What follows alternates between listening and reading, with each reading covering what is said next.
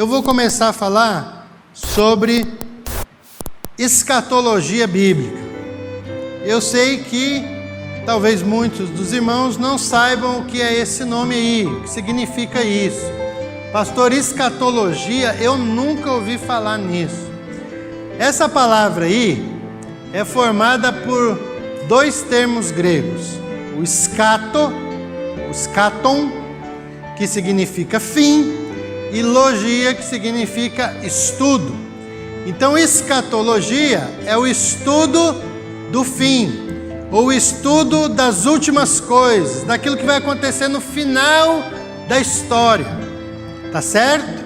Isso é escatologia. E nós vamos estudar escatologia bíblica. Por quê? Porque nós vamos aprender o que a Bíblia diz a respeito do final da história. Porque há muitas teorias com respeito ao final do mundo, não tem? Mas a Bíblia tem uma direção para nós. A Bíblia tem uma verdade para nós, né? Deus, o mesmo Deus que criou o mundo, é Deus que vai levar as coisas até o final da maneira como bem lhe apraz, tá? O estudo da escatologia envolve temas como o reino de Deus, a volta de Jesus, a grande tribulação, a ressurreição dos mortos, o julgamento final, e nós vamos passar por cada um desses temas aí. Tá? Eu quero chamar a sua atenção para a oração que a Miriam fez. Ela disse assim: Senhor, agora nós vamos ouvir a Tua palavra. Tira de nós todos os nossos conceitos e preconceitos. E é assim que nós precisamos encarar esse tipo de estudo aqui. Esvaziando-nos dos nossos conceitos e também dos nossos preconceitos. Por quê? Porque esses temas aí, em algum momento, eles se tornaram tão populares, né, que depois de se repetir várias e várias vezes algumas coisas, elas acabam se tornando verdades. E algumas dessas supostas verdades não têm um fundamento bíblico sólido. E eu vou mostrar isso com o passar dos dias. Tá bom?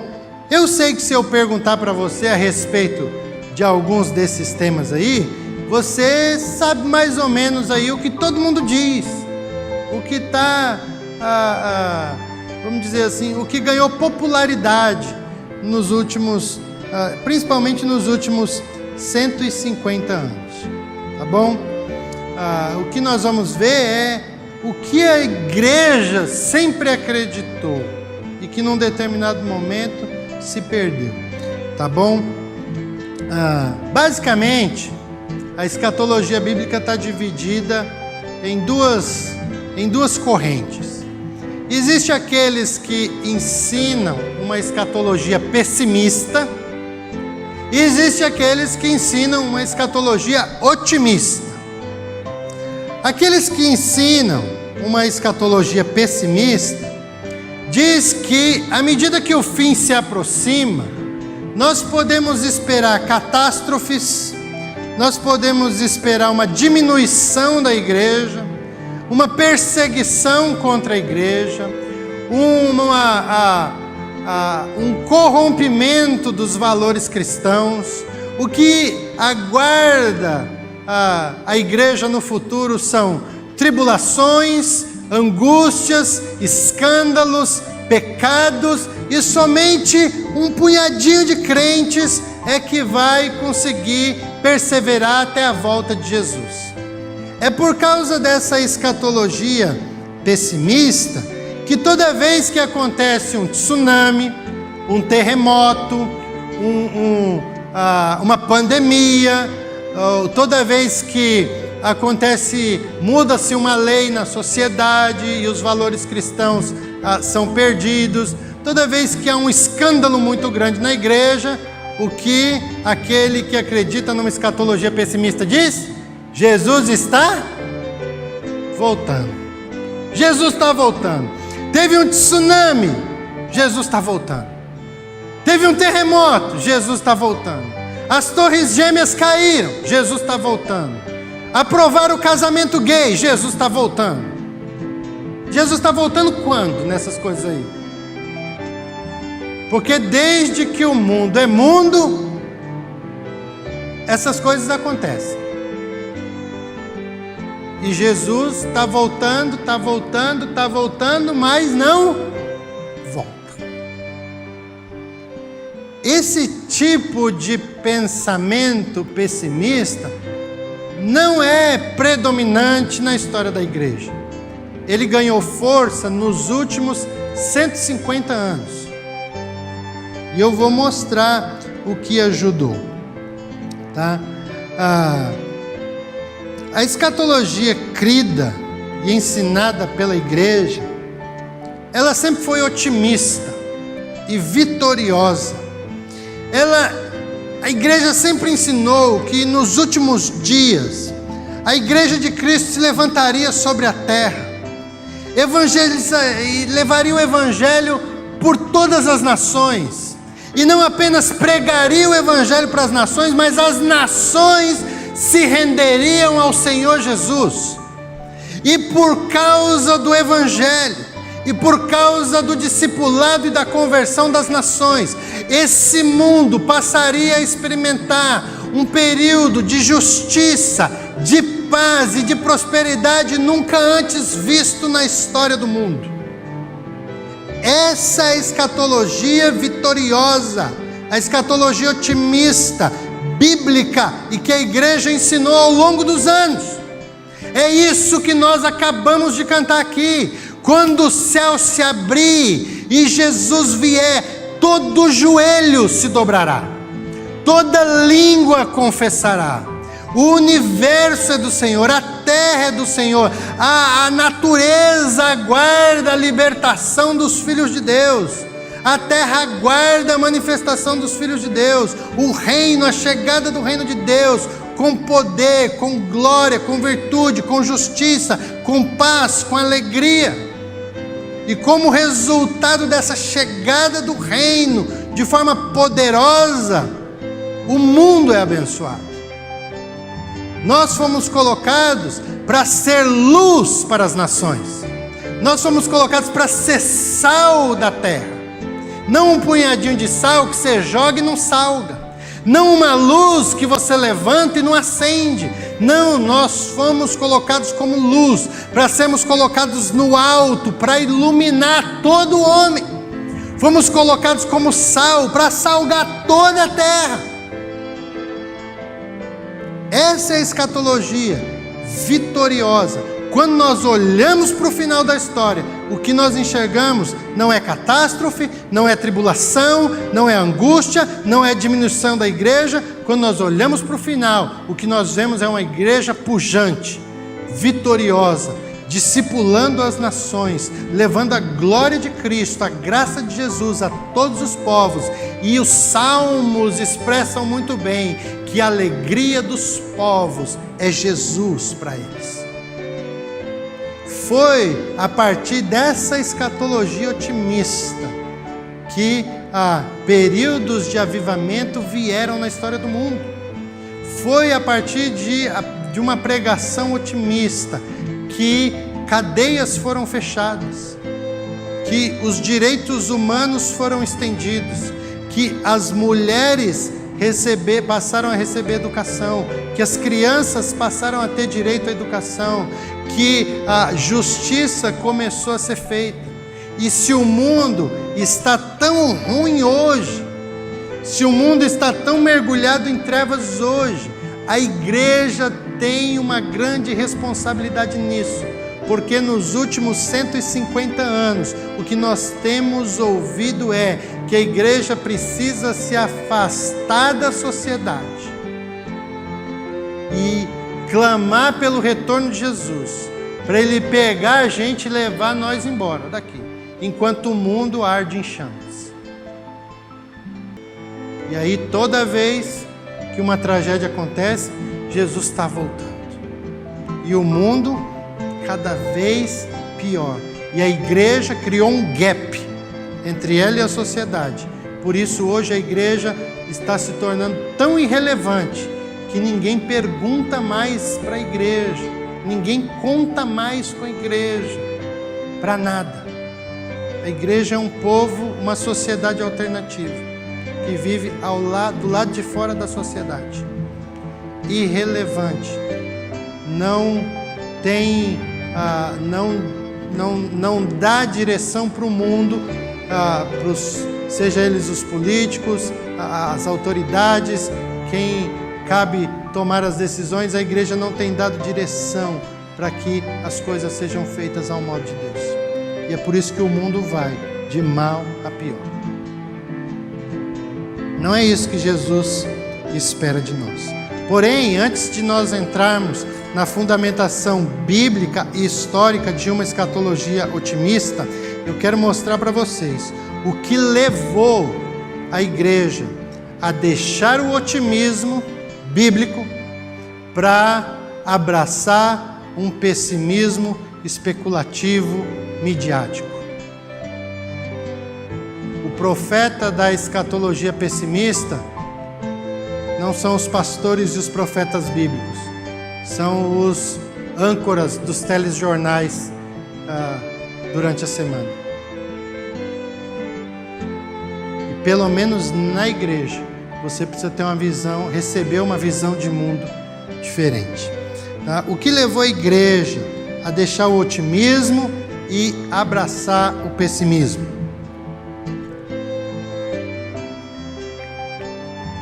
A reforma protestante, ela aconteceu no século XVI. E com a reforma protestante, foi restaurada as bases da fé cristã. A Bíblia voltou a ser pregada de forma fiel. A salvação em Jesus começou a ser anunciada de novo.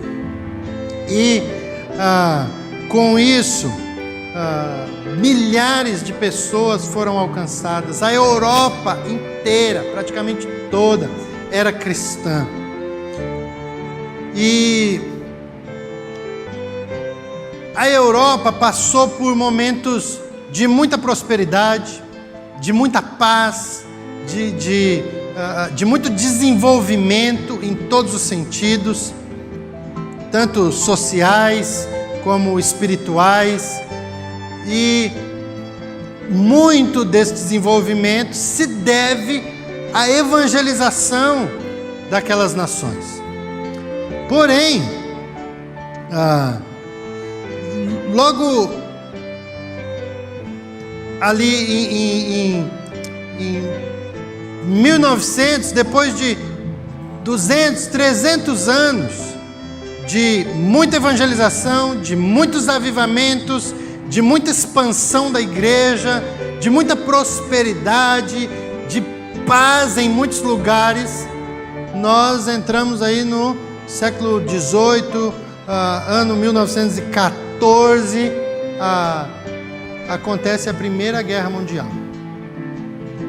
Primeira Guerra Mundial vai de 1914 até 1918, mais de 10 milhões de soldados são mortos e 20 milhões feridos.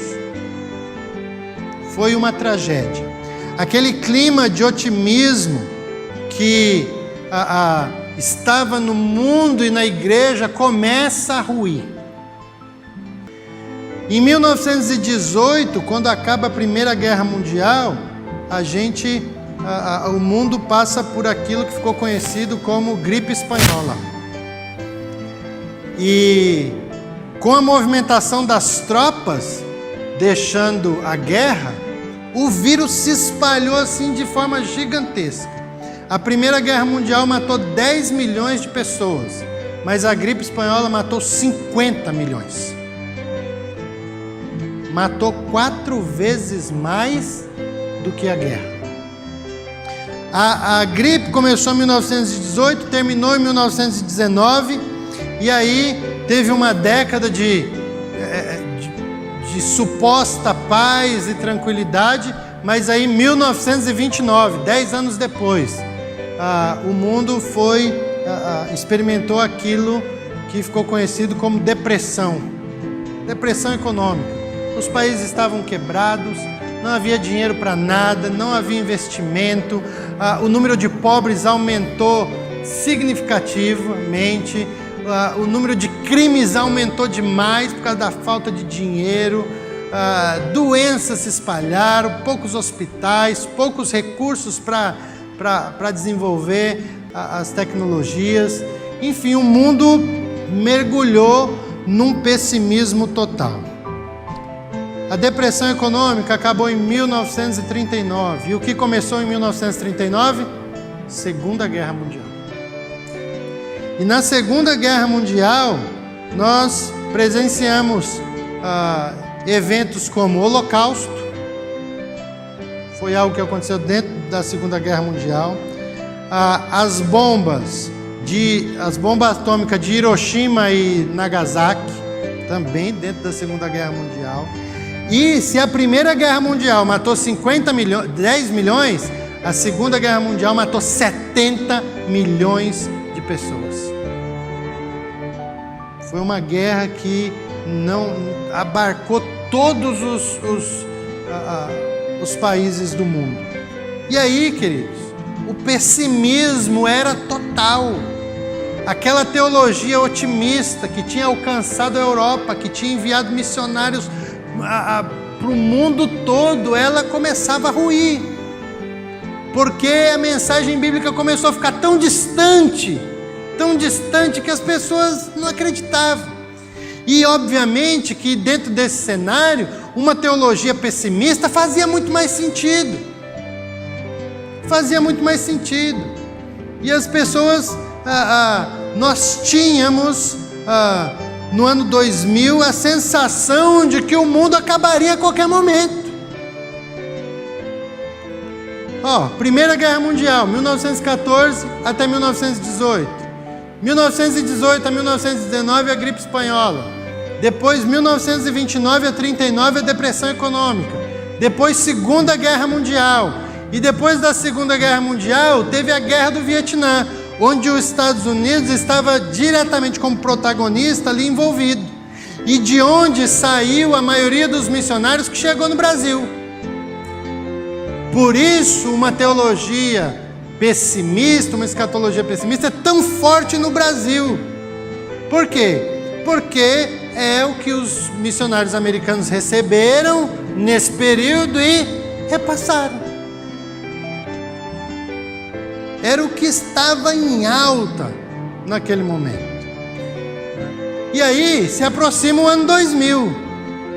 A sensação de fim do mundo é enorme, porque olha, com tudo isso aqui, o mundo está acabando. E aí 2000 chegará, mas de 2000 não passará. Em 1995 foi lançado nos Estados Unidos uma série de livros, conhecida aqui no Brasil, famosa, depois virou até filme, chamado Deixados para Trás.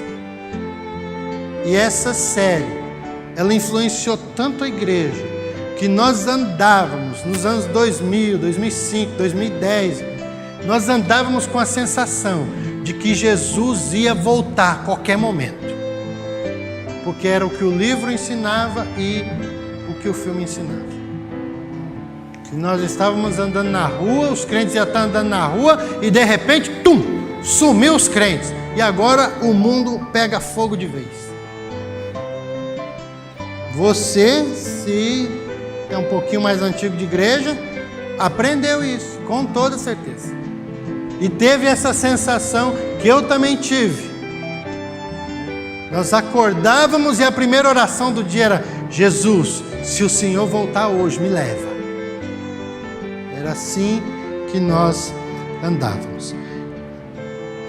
O pastor Batista Russell Shedd, ele disse o seguinte: ele reconhece que a escatologia otimista e vitoriosa perdeu força mais por causa dos acontecimentos históricos, nada animadores, do que pela demonstração de provas bíblicas. Quando é que a escatologia otimista perdeu força? não foi pela demonstração de provas bíblicas. Ela perdeu força por todos esses acontecimentos aqui, ó, que não eram nada animadores. Foi assim que a igreja trocou o cenário otimista pelo um cenário pessimista.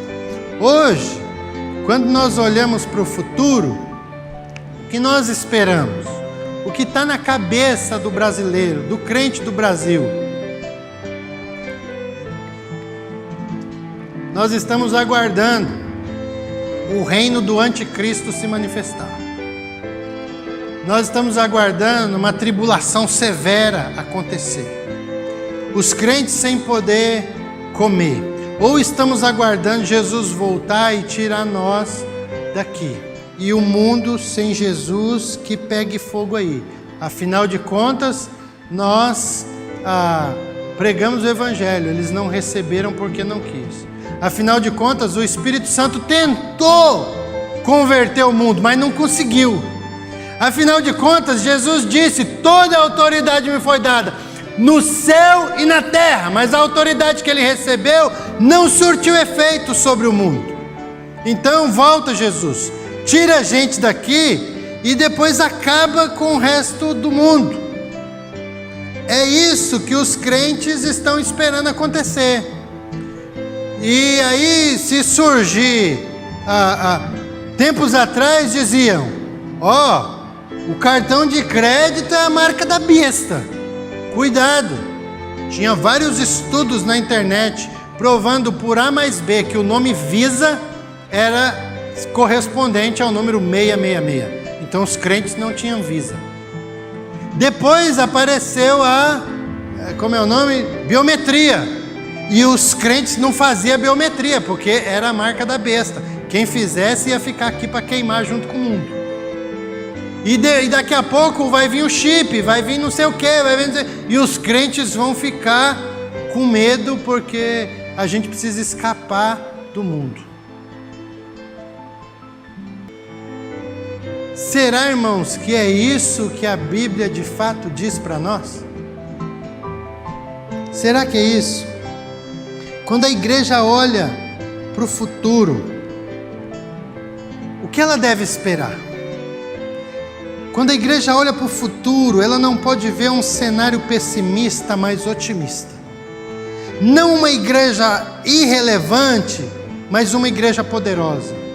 O futuro não será de uma igreja empurrada para dentro das suas portas, criando um gap entre a sociedade e a igreja, mas no futuro o que nós veremos é uma igreja que derruba as portas do inferno e que invade os lugares de terror, os lugares escuros e liberta os cativos. A igreja está no mundo para ir contra o inferno e não para ter medo dele. A igreja está no mundo para libertar os cativos que estão presos pelo diabo e não para fugir do mundo para o céu, deixando-os presos aqui.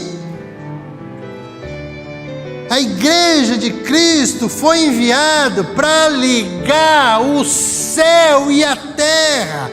Jesus disse para Pedro em Mateus capítulo 16, versículo 18: eu te digo que você é Pedro, e sobre esta pedra, sobre esta rocha, eu edificarei a minha igreja, e as portas do inferno não hão de prevalecer contra ela, porque eu dou à igreja a chave do reino dos céus. O que ela ligar na terra terá sido ligado nos céus, e o que ela desligar na terra será desligado nos céus.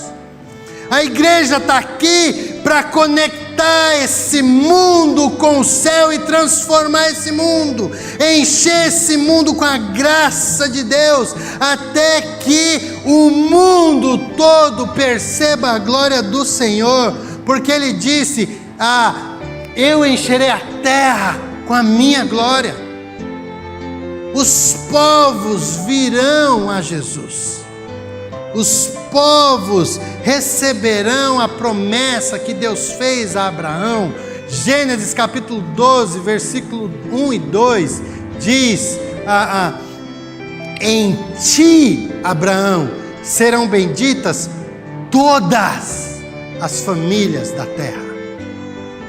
Você sabe o que significa todas? Todas, não é um punhadinho de gente espremido no canto, porque o mundo está pegando fogo e a igreja é irrelevante. Todas, são todas as famílias da terra. E quando você continua o texto bíblico, o que você vê é Israel caindo dentro de um Egito, escravizado por 400 anos.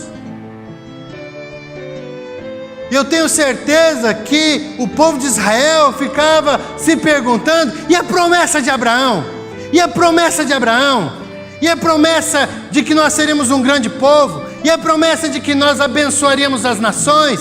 E a promessa de que cada família dessa terra seria abençoada? Onde está a promessa? Mas um dia, Deus levantou um homem e disse para ele: vai até Faraó e diga: liberte o meu povo. E o que sai do Egito é uma multidão, milhares de gentes, uma nação pujante, forte, vigorosa. Eles saem dali debaixo de sinais, de milagres, de maravilhas. Saíram dali com a missão de ser luz para as nações. Um pouquinho à frente, eles tropeçam de novo. E Deus espera uma geração inteira passar para levantar uma outra geração e continuar a sua missão. Queridos, se nós nos escondermos, se nós, igreja hoje, Igreja Batista da Fé, Igreja Batista do Brasil, Igreja Batista do mundo, se nós nos escondermos, Deus simplesmente vai esperar a nossa geração passar. Mas assim como Ele fez em toda a história do seu povo, em toda a história da igreja, desde Jesus até hoje, Ele ainda há de levantar profetas e ainda há de levantar uma igreja sobre esse mundo, uma igreja para transformar o mundo, uma igreja para conquistar o mundo, uma igreja para evangelizar as nações, porque esse é o plano dele. Atos capítulo 1, eu quero terminar com esse texto, de Atos capítulo 1, abre lá.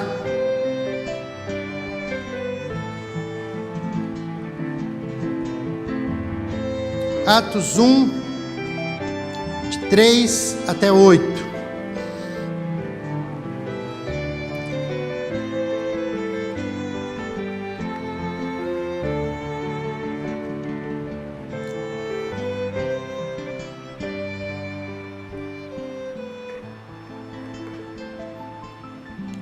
Está escrito assim, Atos 1, de 3 a 8.